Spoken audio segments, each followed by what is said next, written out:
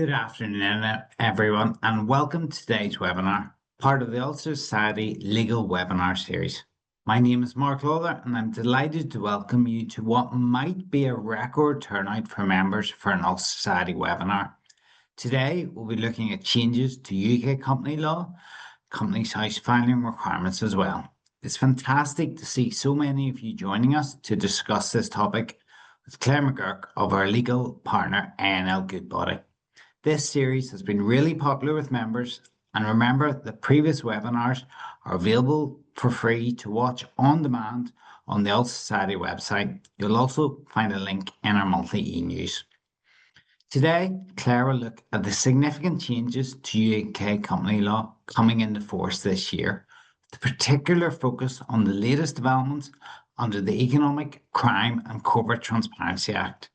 Claire will cover key amendments affecting company formations, director responsibilities, ID verification and statutory registers, as well as new and evolving filing obligations at Companies House and the associated consequences of non-compliance.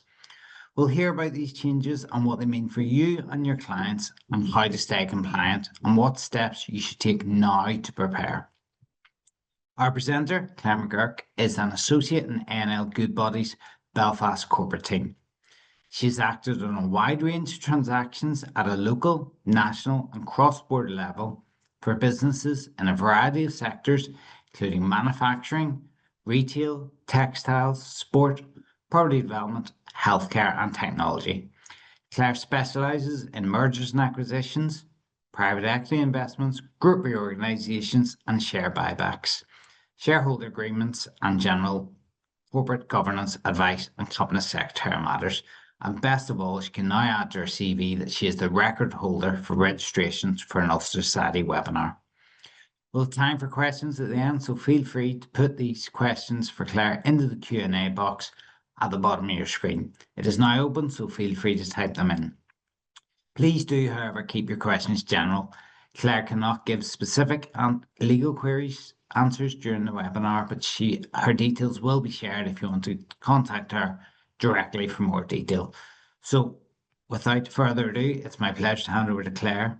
Over to you.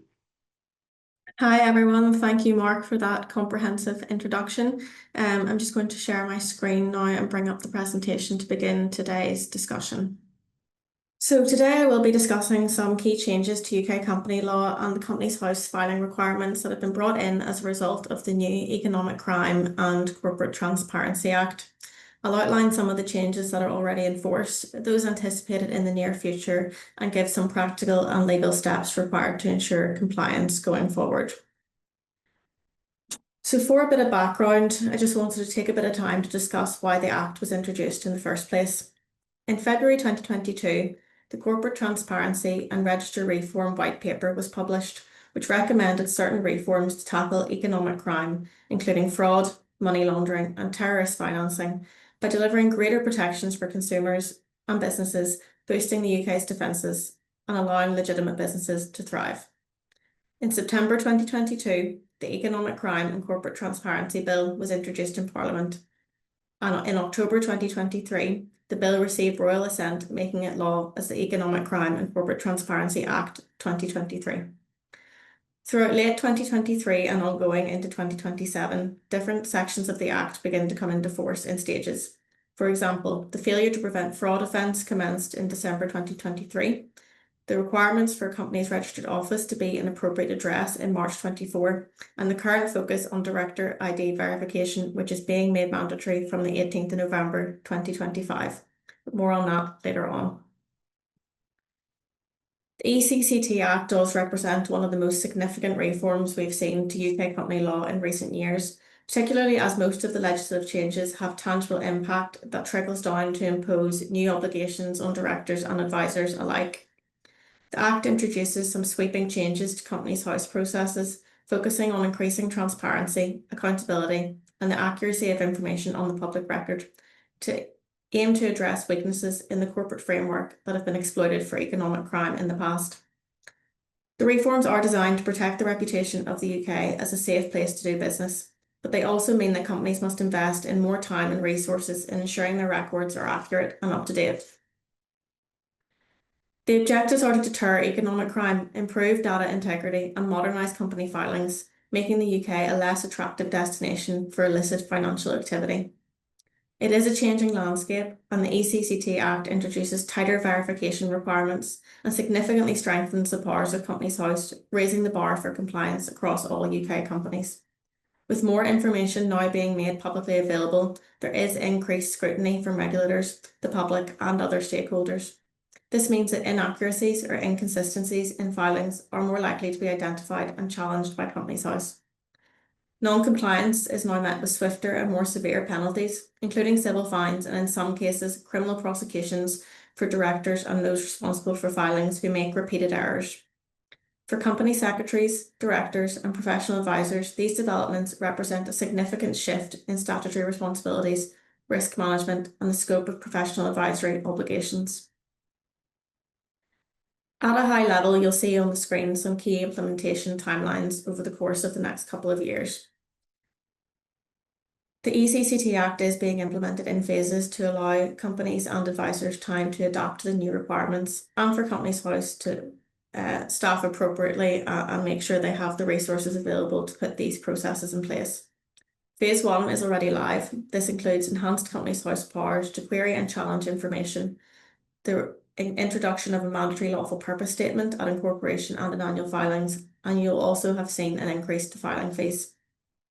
Phase 2 came in March 2024. This includes stricter rules on registered office addresses and the new requirement to provide a registered email address. The next phase is the introduction of a comprehensive identity verification regime for directors, PSCs, and those delivering filings, which will commence on the 18th of November of this year. Phase 4, which is set to come in April 2027, Companies House have recently announced significant reforms to accounts filings. Abridged accounts options for small companies are being abolished, and you'll no longer be able to deliver accounts in paper format to Companies House. Mandatory digital filing is the way forward via an approved third-party software package. I'll discuss each of the above phases in detail, including preparatory actions that should be considered to ensure ongoing compliance. For the first time, Companies House has a statutory objective to ensure the integrity of the register and prevent its use for unlawful purposes, such as money laundering or fraud. Companies House now has the authority to query or suspend filings that appear suspicious or inconsistent, and can require companies to provide additional supporting evidence for the information submitted. The register does have the power to reject or remove information from the register if it's found to be false, misleading, or inconsistent with other records. Companies House is also now empowered to share data with law enforcement and other government agencies, facilitating cross-checks with HMRC, the FCA, and other international bodies. The register can impose civil financial penalties directly without the need for court proceedings, making enforcement faster and more efficient. These powers are designed to make the register a more reliable source of information and to deter those who might seek to misuse UK companies for illicit purposes. Changes to registered office address and registered email address requirements. The registered office address must now be what is deemed an appropriate address. This means it must be a physical location where documents can be delivered and acknowledged by someone acting on behalf of the company.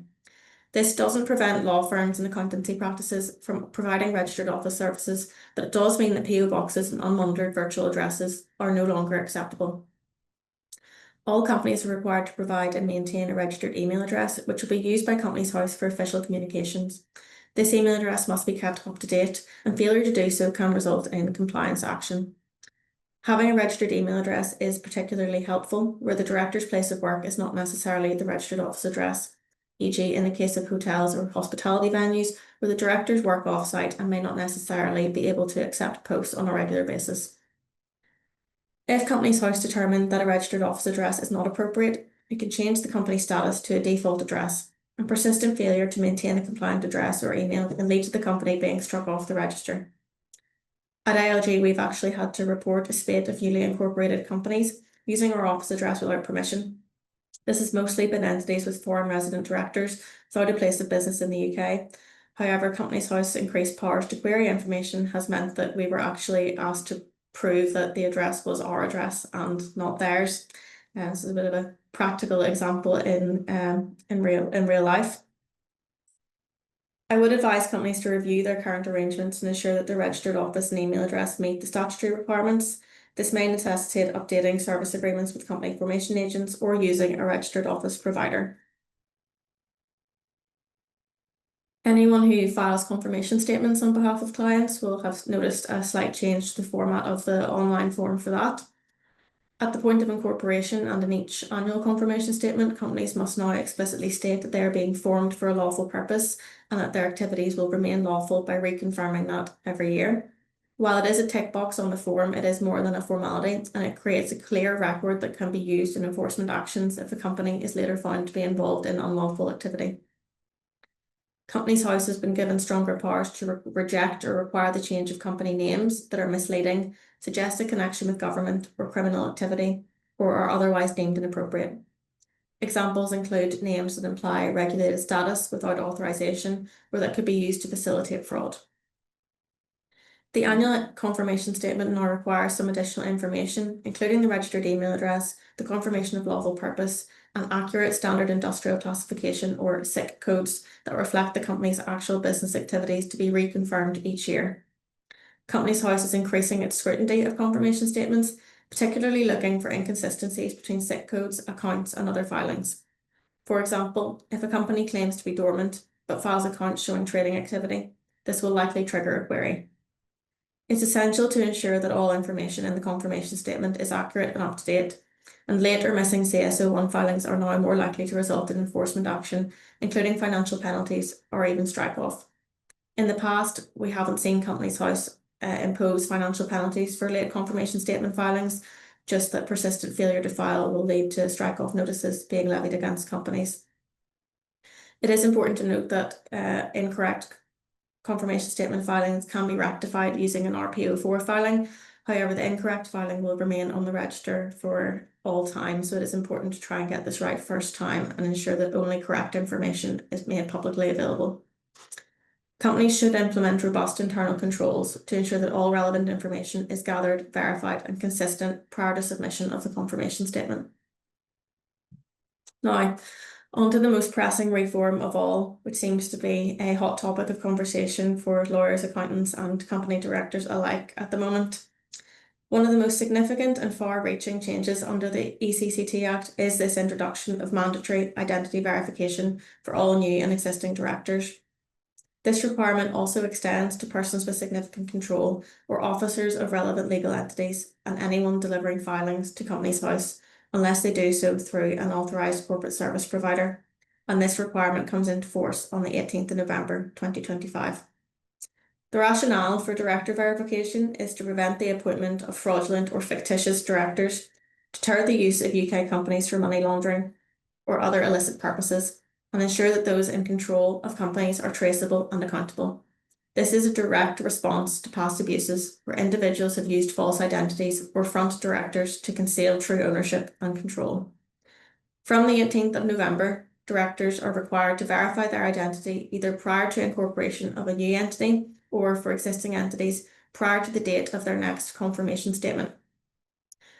Therefore, companies with a confirmation statement date in late November or December 2025 will need to action their ID verification process as soon as possible. But for those who have recently made a confirmation statement filing or are due to file in October 2025, you have another 11 or 12 months in which to comply. ID verification may be completed directly with Companies House or via an authorised corporate service provider. The process is primarily digital, utilising the Companies House app or online portal. Where digital verification is not feasible, there are alternative manual routes available, particularly if you wish to use an authorised corporate service provider. An authorised corporate service provider must be supervised by an anti-money laundering compliance and meet strict Companies House standards for identity verification and record keeping. The most common ASCPs you will see are law firms and accountants. A&L Goodbody are now formally registered as an authorised corporate service provider and will be offering in-person ID verification services to clients going forward. If you're an accountancy practice and do wish to register as an ASCP, it's important to note that Companies House will implement tighter controls on those who file documents on behalf of companies, including enhanced director identity checks and partner identity checks for presenters, and the ability to restrict or suspend presenter accounts for poor compliance or repeated errors. Companies House has helpfully published a verification standard outlining the requirements for documents, security and privacy. Only certain types of ID are accepted and the process must meet strict anti-fraud and data protection standards. Verification must be completed before a director can be appointed to act on an ongoing basis. If the verification fails, Companies House will provide instructions to try again or submit further supporting evidence. Directors who do not complete verification will not be able to act and their appointments will not be registered. If acting as an ASCP or verifying your identity using an ASCP, this is what you can expect. Step 1 will involve the provision of personal information and ID documents. The director or PSC will need to provide their full name and any former names, their date of birth, their home address, address history for the last 12 months, and an email address which can be used to contact them. Either one form of photographic ID and one form of proof of address, for example, a recent bank statement or utility bill, should be provided. If proof of address isn't available, 2 forms of photographic ID will do instead. For documents that have them, you'll need to provide the document reference number. For a passport, this is the passport number, normally located in the top right-hand corner of the document, the expiry date and the country of issue. Step 2. A check that the evidence is real. This is the most onerous step for ASCPs and places a high burden on lawyers and accountants to stand over the validity of ID documents. Not only do ASCP presenters have to be satisfied that the ID belongs to the person who presents it, but that the ID itself is real and not a forgery or a fake. Companies House have published a manual for detecting whether documents have been tampered with and obvious signs of forgery. All ASCPs should spend time familiarising themselves with this guidance and ensure that staff are properly trained on the contents before authorising them to carry out ID checks. You'll soon become very well versed with what the fine lines and markings on passports mean and how to spot errors and inconsistencies. Once you're satisfied that the ID is real and not a forgery, you'll have to check it as a real identity and it belongs to the person claiming it. You'll need to check that the documents confirm the person's name and date of birth. The person physically matches the photo that is on or goes with the document. And ASCPs are empowered to ask for additional supporting documents, such as insurance policies, bank statements showing recent transactions, or electoral register confirmation to ensure the identity is of a real person. And lastly, a decision will then be made if the ASCP is satisfied that the person is who they claim to be and you've been able to verify them to the required standard. Companies House will be notified by the ASCP via online form of the details you have verified, and the ASCP will keep a record of all evidence and information used to verify someone's identity for 7 years. If you do intend to verify yourself via Companies House directly, you'll need a valid photographic identification document, such as a biometric passport or driving licence or other accepted forms of photographic ID, access to a device with a camera, such as a smartphone, tablet or laptop.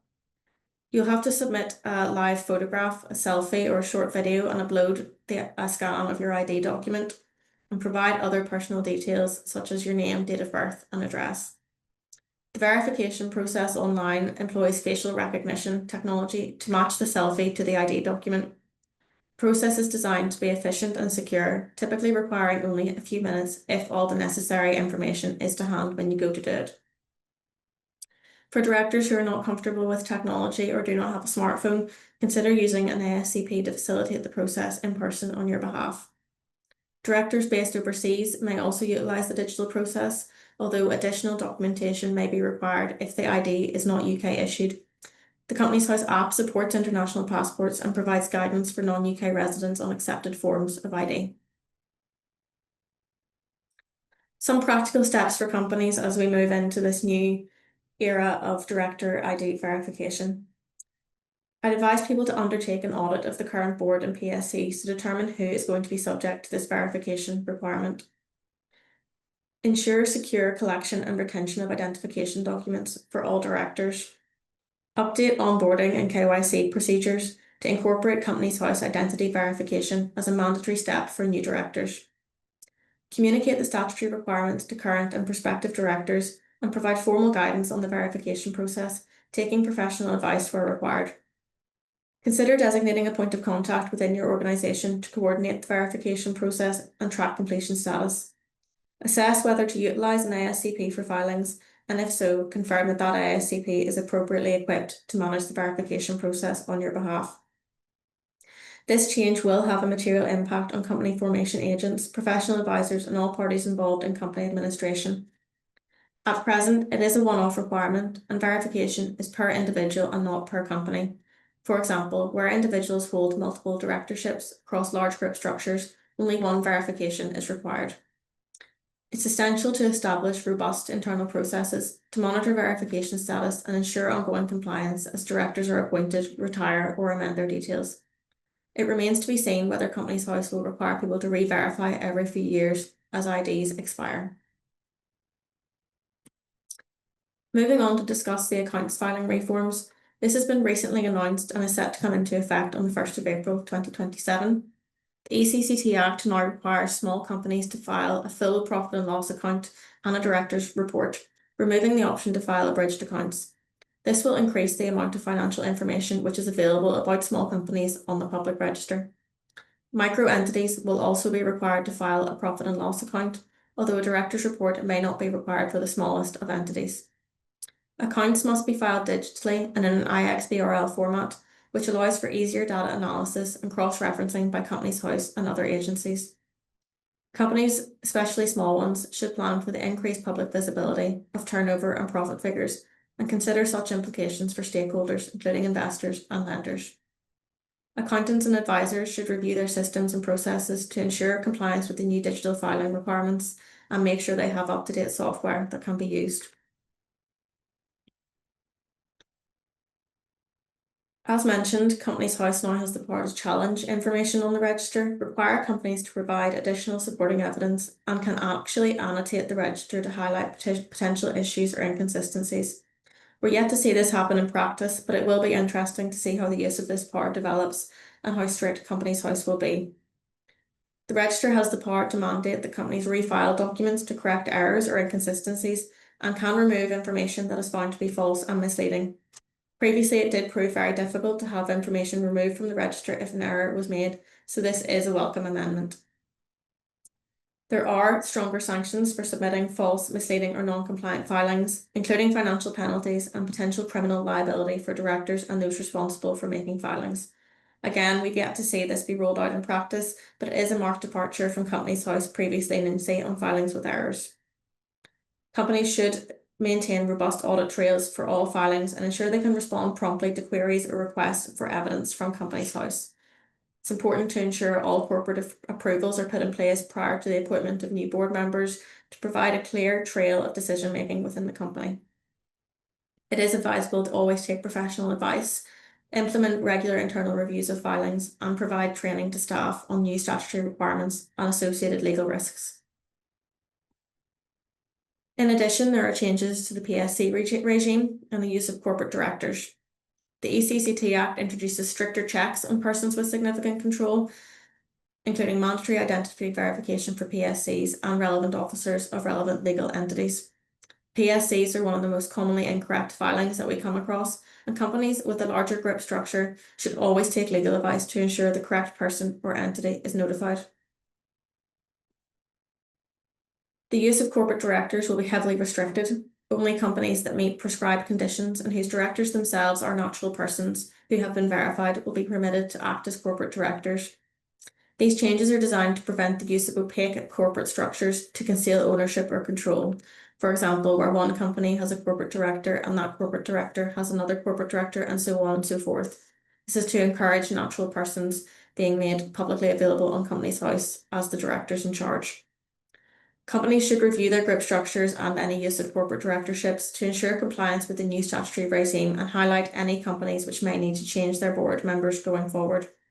Again, failure to comply may result in the removal of corporate directors and potential enforcement action. This could have an impact on decision-making processes within a company if, for example, the corporate director is forced to resign, leaving the board not quorate and unable to make decisions without appointing an additional natural person as a director. To touch briefly on limited partnerships, the ECCT Act introduces the same requirements for limited partnerships and limited liability partnerships, including the need for an appropriate registered office address, a registered email address, and the provision of more detailed information about partners. All filings for LPs and LLPs must be made via an authorised corporate service provider, who will be then responsible for verifying the identity of partners and ensuring compliance with AML requirements. Non-compliance with these requirements can result in the deregistration of the partnership, which can have serious legal and commercial consequences. Partnerships should review and update their KYC and filing processes to ensure readiness for the new regime. Advisors should work with partnership clients as well as limited company clients to identify any compliance gaps and implement the necessary changes. You'll have heard me mention stricter sanctions, powers and enforcement by Companies House a lot so far, but that's because we are moving away from the false sense of security that Companies House's previous leniency has given us with regards to lack of enforcement for late filings. Previously, the only penalties or financial penalties we would see would be for late account filings, and we haven't seen Companies House use its powers to levy sanctions on companies who have late directorship filings or late confirmation statement filings, for example. The enforcement landscape outlined in the ECCT Act is much tougher. Companies House are able to impose administrative penalties more quickly, with less tolerance for repeated errors or non-compliance. As I said, it is rather hypothetical in nature, and we will be watching closely to see how Companies House use their new powers in practice and how strict they will really be. There can be greater cross-checks between Companies House, HMRC, the FCA and other agencies, including due to the use of SIC codes, VAT registrations and sanctions lists to identify inconsistencies or potential red flags. Directors, those responsible for filings and those registered as authorised corporate service providers face personal exposure for non-compliance, including financial penalties and, in serious cases, criminal prosecution. Companies should implement robust compliance frameworks and ensure that all staff involved in company administration are fully appraised of the new risks and responsibilities that they have as a result of this legislation. To talk about some practical steps for companies at the moment. Immediately verify that your registered office meets the appropriate address test and set up a compliant registered email address. This should be a general email address such as companieshouse@companyname.com or legal@companyname.com that multiple people have access to avoid information being missed if someone is on annual leave or leaves the company. Update your records with Companies House as needed if you are required to change registered office address or want to change the registered email address. It's advisable to conduct a thorough data cleanse of your company records, including all directors, PSCs, SIC codes and shareholder information to ensure accuracy and consistency across all filings. Statutory books should be referenced against Companies House to make sure the information recorded in the books is replicated on Companies House and vice versa. Map out which individuals within your organisation will be subject to identity verification and begin collecting the necessary ID documents.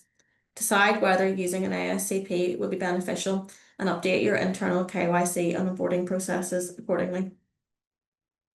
Prepare for the increased disclosure requirements for accounts by reviewing your financial reporting processes and aligning communications with investors, lenders and other stakeholders who may be affected by this greater transparency.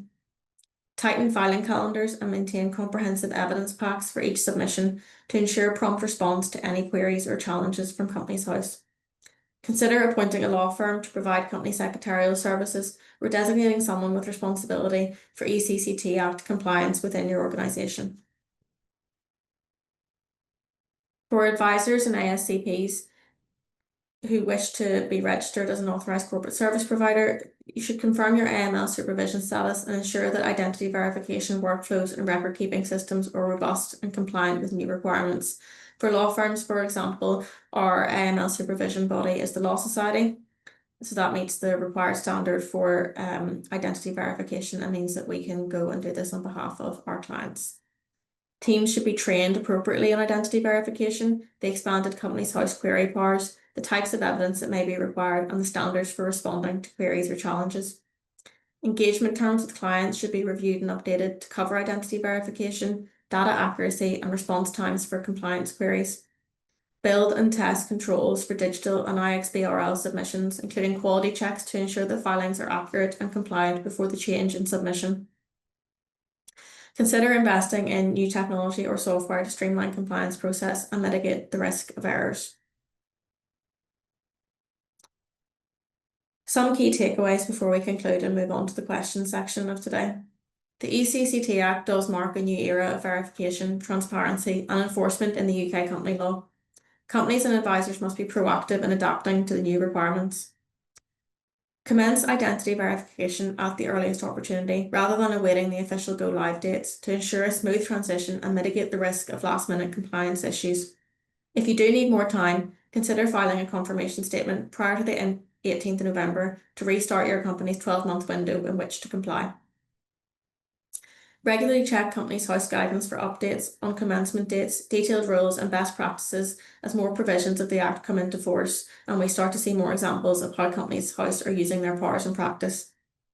The new regime certainly brings both challenges and opportunities. While compliance burdens will increase, the changes also offer a chance to strengthen governance, improve data quality, and demonstrate a commitment to best practice.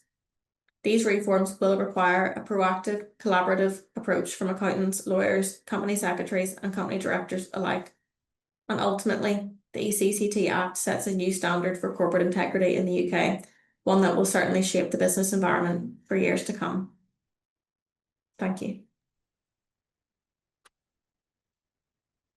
Thank you very much, Claire. And I know I built this up that this was going to be the biggest webcast. I also think we've got the biggest number of questions that have come in. So, so strap yourself in here. I suppose wading through them, a couple of them, we'll try and bring them up into the various elements of what you discussed today. So, in terms of the director identity verification, we have a number of questions around, I suppose, practical challenges for verifying those directors, either if they're based overseas. We have a couple of questions on if they have Irish passports, and there's even a question of an elderly director who has no passport or driving license. What advice would you give around some of those situations? Yeah, certainly there will always be outliers and people who face difficulties with different types of ID, or in the case of the elderly director, no ID.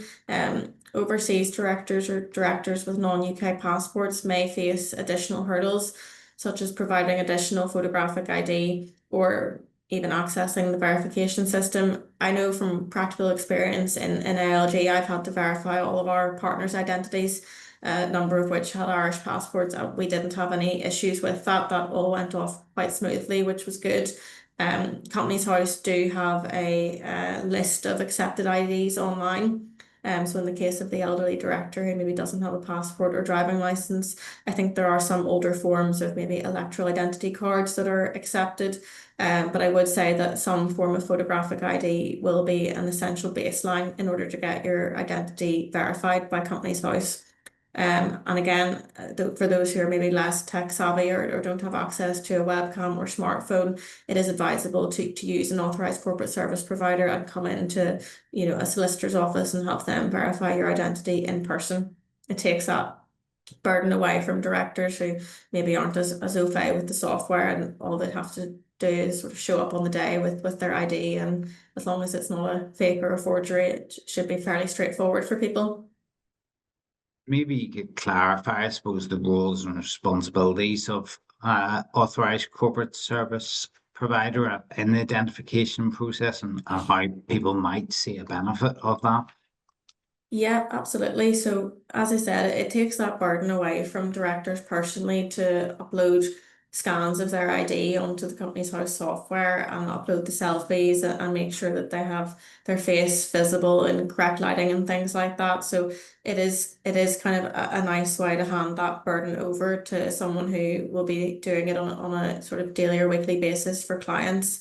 Authorised corporate service providers are what the name suggests, and they're authorised by Companies House to verify directors' identity on Companies House behalf. And now that is quite a burden on law firms and accountancy practices who will have to stand over the validity of the director's ID that they're verifying.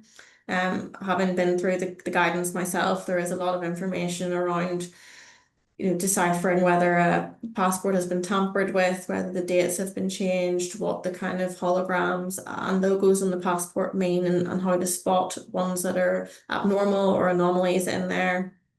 the kind of markings, fine lines, and small print letters that you see on different pages of the passports, what they mean and how to spot whether they've been tampered with, and the same with driving licenses as well. So while it is a burden on lawyers and accountants, it should hopefully make life easier for directors who want sort of some professional advice and someone to kind of take that responsibility off them a bit to verify with Companies House. Do every director need to be verified, or is it only the active ones? All directors will need to be verified. So even if the company is dormant, you will still be subject to the verification requirements. Even dormant companies are subject to the confirmation statement filing. So before the date of your next confirmation statement, all directors will have to verify their identity. As I say, if you're a director of a trading company and a non-trading company, if you verify your identity on behalf of one company, you don't need to do it for the other, because the verification will be tagged to you personally and not your association with any one company. So it should hopefully be a one-off requirement, but as I say, it remains to be seen whether Companies House will introduce a re-verification process in the coming years. Great, thank you very much. We'll maybe move on to a number of questions that are coming around the account filing and disclosure. Yeah. With the removal of abridged and filtered accounts, I suppose, what are the implications for small companies in terms of public disclosure and competitive sensitivity? You know, are they going to now present profit that they would never have done before? Yes, absolutely. This is a relatively new announcement from Companies House. They started to disseminate that information over the summer. And again, it's not coming in until the 1st of April of 2027. So there is about a year and a half now in which companies can prepare for this, which should be a full financial year and then some. And small companies will have to disclose more financial information than they're used to. As you said, full profit and loss accounts, which potentially will expose sensitive data to competitors.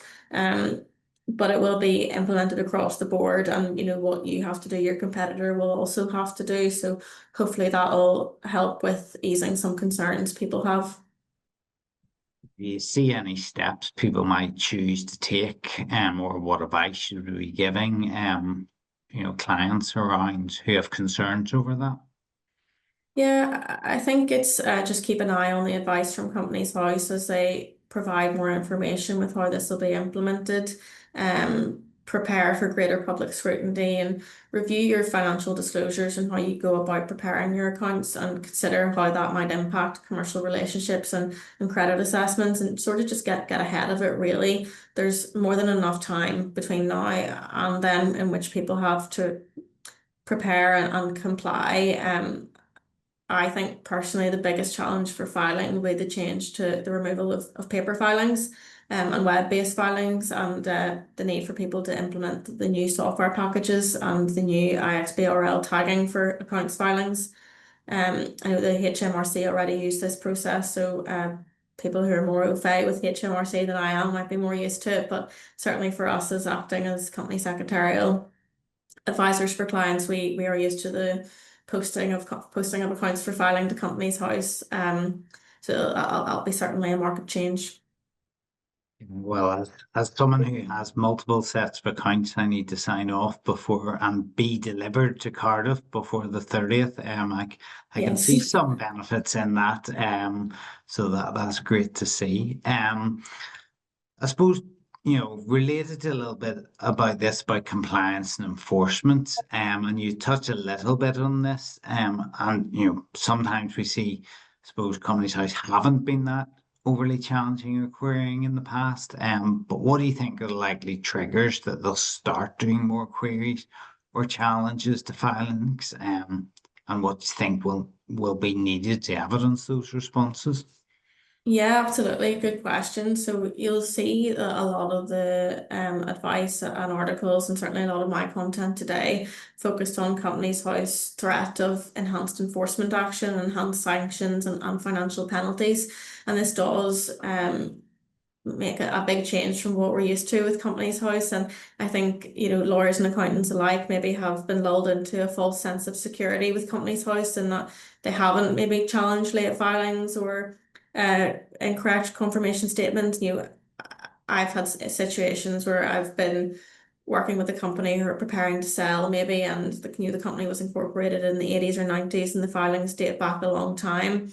And it's been quite difficult to decipher what's going on, where errors have cropped up in documents that haven't been rectified.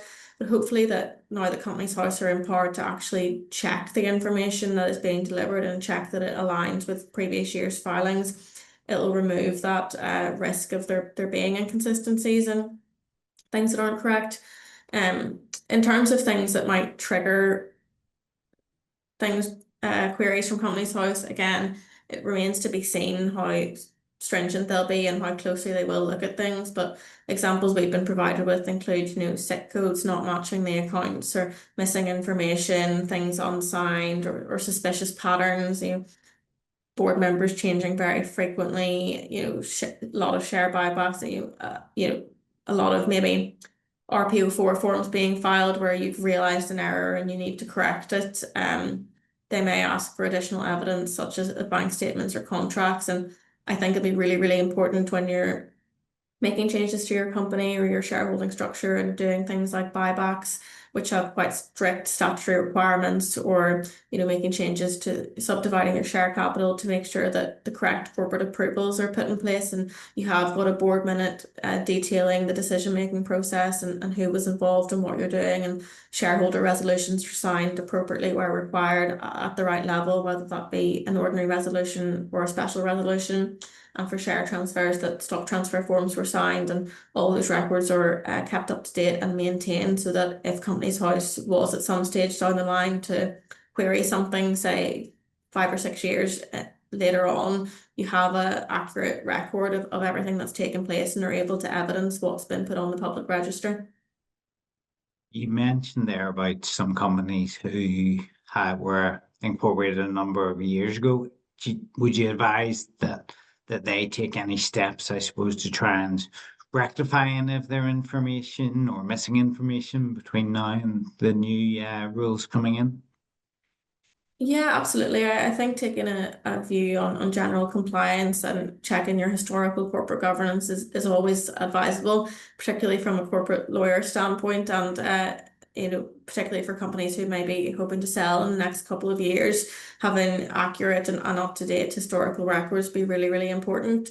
It's not clear whether Companies House has a right to look back at historical filings, or whether this will be a kind of from now on check on new filings from 2025 or 2024 onwards. But as a general rule of thumb, it is really important for your records on Companies House to be correct, because this can cause issues where there are inconsistencies between Companies House records and stat books, and stock transfer forms from 1991 have been misplaced, and there's no way to really evidence that the shares were transferred correctly at that time.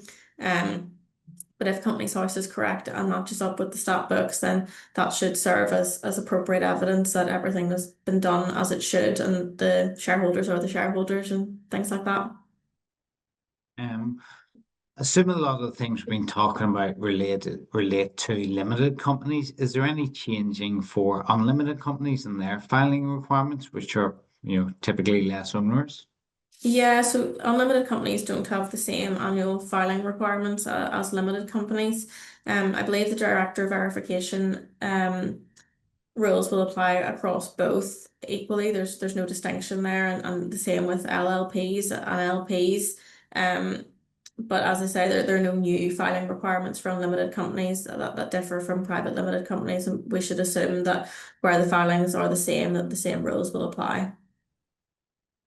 Maybe then picking up on corporate structure and PSC requirements. How will the new restrictions on corporate directors affect group structure, and do there need to be any transitional arrangements in place? Yeah, absolutely. That's a really important one. So corporate directors were quite popular, I'd say, in the early 2000s, and there are companies which still have those ongoing historical corporate directorships in place.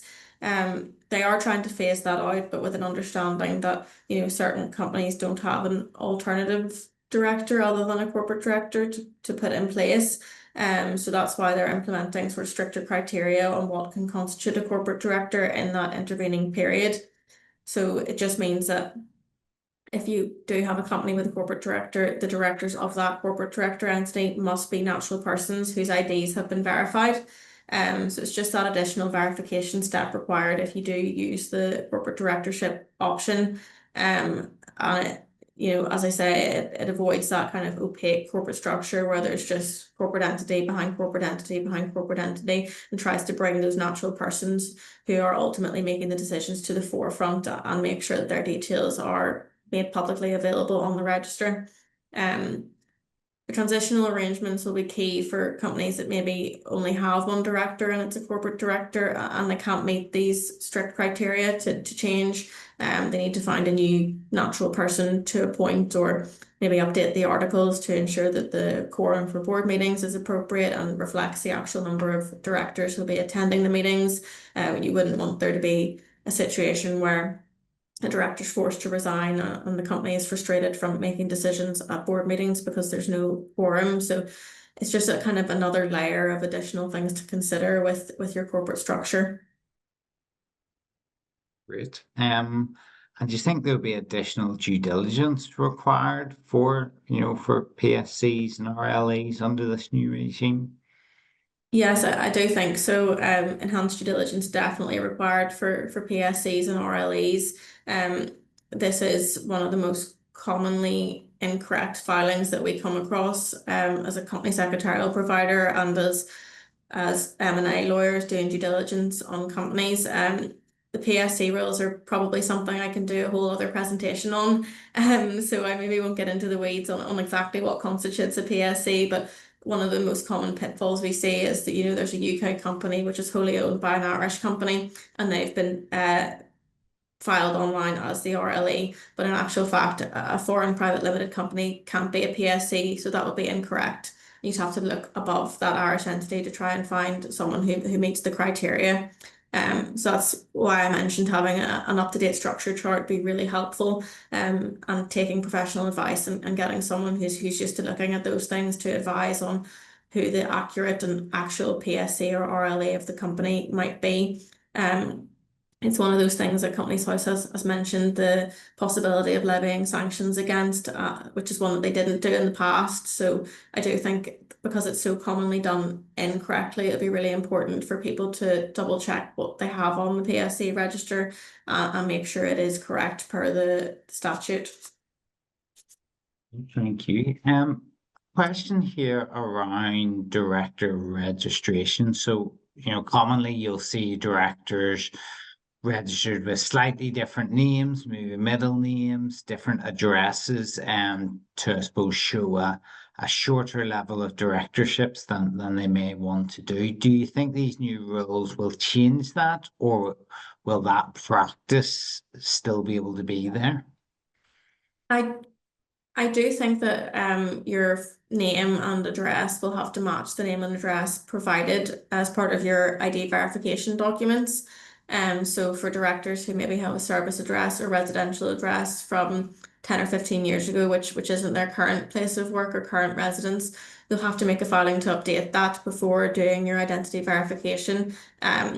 Again, because this is so new, I haven't seen it in practice, but I do imagine one of the checks Companies House will make when assessing whether someone's ID can be verified is that the details online match up with the ID documentation that you're providing and that the name matches exactly to the name on the ID. So I know what you're saying. Some people have directorships with just their name and surname, and some people have 2 or 3 middle names and different addresses, but I do think there will end up being kind of one consistent name and address used against all companies, especially if you want to avoid having to verify a number of times. And I think that's maybe what Companies House are trying to crack down on, where it maybe appears there are 2 different individuals with similar names and a different address when it in reality it's actually the same person.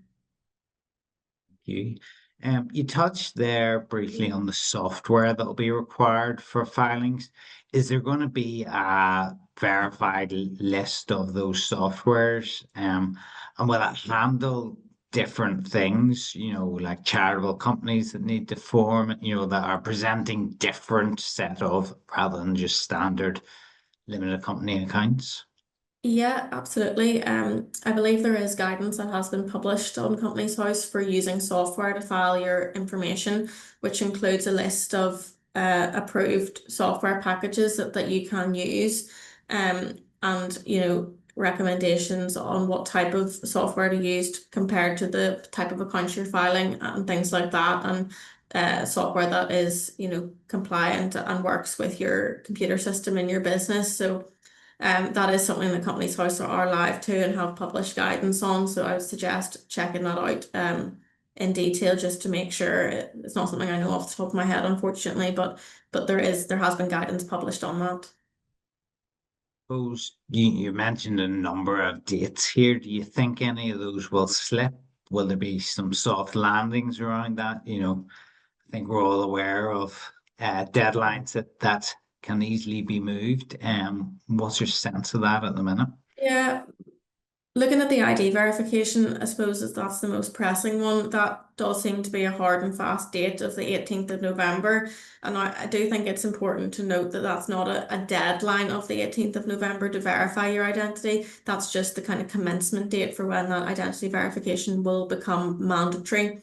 So I suppose the real urgency for companies will be those with confirmation statement dates in late November or early December will have to have the ID verification process completed before they're able to file their confirmation statement. And you don't want there to be kind of a knock-on effect of you not having like verified director's IDs, being unable to file this confirmation statement, that becomes late, Companies House impose a fine, things like that.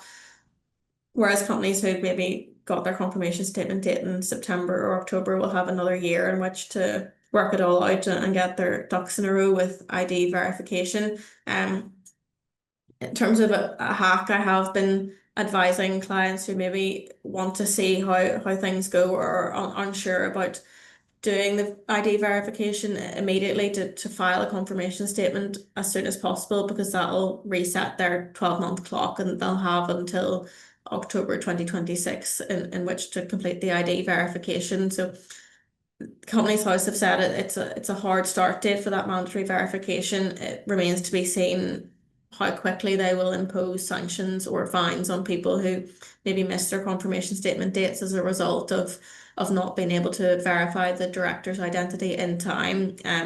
It will be kind of an evolving concept that we'll be learning as we go on for a bit, and we'll know more as we get into the weeds of starting to do that for clients once the 18th of November start date comes in. Suppose just to wrap up, has there been any, or do you expect any anticipated change based on feedback? I suppose the professional community, whether it's accountants or lawyers, have been giving, or has that ship sailed and we are in this process now? Yeah, I mean, I would expect there to be some sort of consultation once the process is implemented, and maybe say a year or 2 years down the line, they'll assess how it's working and assess how Companies House are able to use their new powers and how they're able to kind of impose certain sanctions on companies. And the regime may then be refined based on feedback and practical experience. So yeah, I would expect there to be ongoing consultation with professional bodies who are the ones advising clients and likely to be acting as authorized corporate service providers. We'll just have to keep an eye and keep abreast of the changes and advise our clients accordingly and try and learn from what Companies House are doing as quickly as possible to stay on top of it.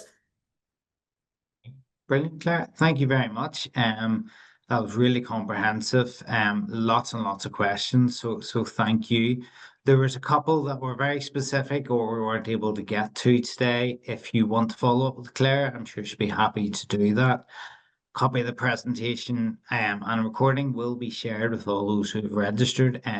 But thank you very much, Claire. You can go away to the office with your title of most attended Ulster Society webinar, and let's see if we can beat that in the future. Thank you, everyone, and have a good day. Thanks very much, everyone.